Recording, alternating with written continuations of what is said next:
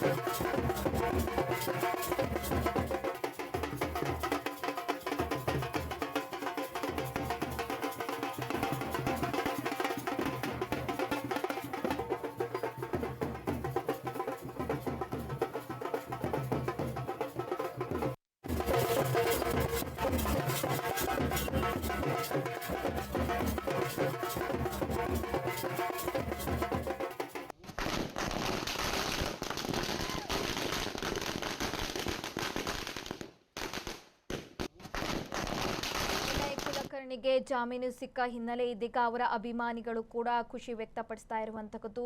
ಧಾರವಾಡ ನಗರದಲ್ಲಿ ಅವರ ಅಭಿಮಾನಿಗಳು ಪಟಾಕಿ ಸಿಡಿಸಿ ಸಿಹಿ ಹಂಚಿ ಸಂಭ್ರಮಿಸ್ತಾ ಇದ್ದಾರೆ. ವಿಜಯೋತ್ಸವ ಕೂಡ ಆಚರಿಸ್ತಾ ಇರುವಂತಹದ್ದು ಅವರ ಅಭಿಮಾನಿಗಳು ಧಾರವಾಡ ಜಿಲ್ಲೆಯಲ್ಲಿ.